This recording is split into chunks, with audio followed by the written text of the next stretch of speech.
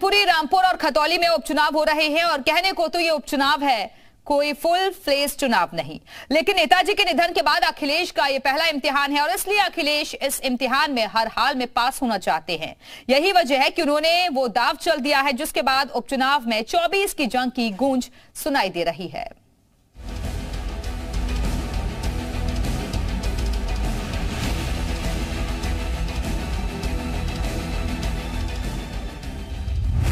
अखिलेश का ऐलान, वो देंगे हर इम्तिहान, मैदान में उतरेंगे खुद, लड़ेंगे भीषण युद्ध।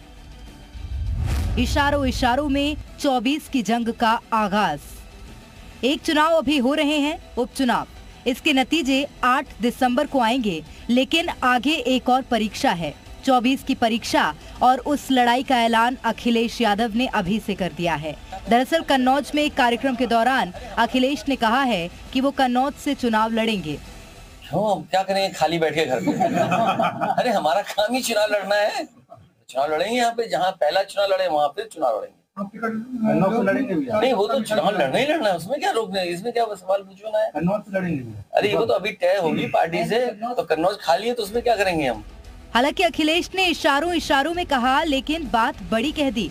बतौर पार्टी अध्यक्ष अखिलेश ने बयान देकर ये दिखा दिया कि नेताजी के जाने के बाद वो मोर्चा खुद संभालने को तैयार हैं, फिर चाहे सामने कोई भी हो।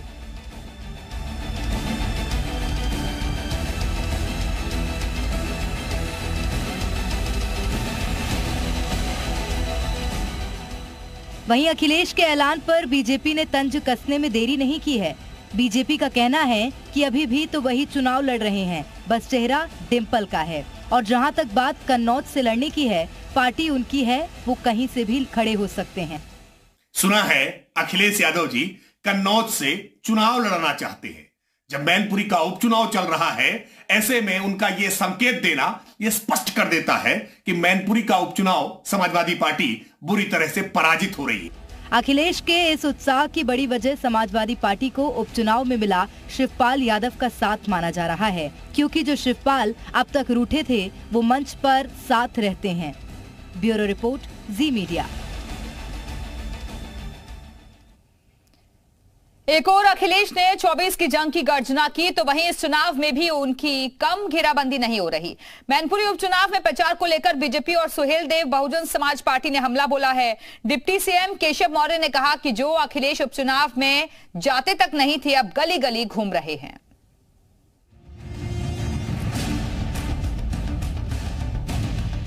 मैनपुरी के उपचुनाव में अखिलेश जीत के लिए पूरा जोर लगा रहे हैं। इस चुनाव में विजय पताका फहराने के लिए अखिलेश यादव ने डिम्पल जैसा मजबूत चेहरा खड़ा किया है, जो कि यूपी के चुनाव में नाम ही काफी है माना जाता है। डिम्पल के मैनपुरी बाय इलेक्शन में उतरने का मतलब है जीत की गारंटी। इसके अलावा नेताजी के निधन के बाद हो रहे इस उपचुनाव में सहानुभूति की लहर है सो अलग। लेकिन इतनी गारंटी के बावजूद अखिलेश यादव कोई कोर कसर नहीं छोड़ना चाहते हैं। अखिलेश रैलियों के मंच पर खुद नजर आ रहे हैं। इतना ही नहीं, गली गली जाकर वोट भी मांग रहे हैं। अखिलेश के उपचुनाव में जोर पर बीजेपी ने तंज कस दिया है। केशव मौर्य ने ट्वीट करके कहा कि मैनपुरी में भाजपा की ऐसी हवा चली कि लोकसभा चुनावों में नहीं जाते थे एक भी सभा करने, वो घूम रहे हैं परिवार सहित गली गली। अपने ट्वीट में केशव मौर्य ने मैनपुरी को सपा का गढ़ मानने से भी इनकार कर दिया और जनता के लिए इन उपचुनावों को बड़ा अवसर बता दिया। सपा को गलतफहमी, यूपी में कोई उनका गढ़ है, भूल गए, अब हर जगह कमल के फूल की पकड़ है। गुंडों, अपराधियों, दंगाइयों से मुक्ति का अवसर है। डिप्टी सीएम केशव मौर्य ही नहीं, अखिलेश यादव को उपचुनाव में प्रचार के लिए जुटने पर ओपी राजभर भी घेर रहे हैं। ओपी राजभर ने तो अखिलेश यादव पर परिवार में ही तेरा मेरा करने का आरोप लगा दिया है।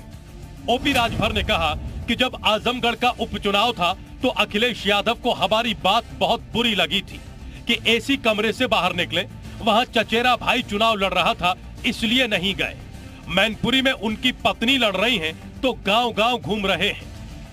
अखिलेश यादव पर केशव और राजभर दोनों हमले इसलिए कर रहे हैं क्योंकि सियासत में सही गलत की नहीं, जीत के मायने होते हैं। पिछले उपचुनाव में आजमगढ़ और रामपुर को अखिलेश बचा नहीं पाए थे।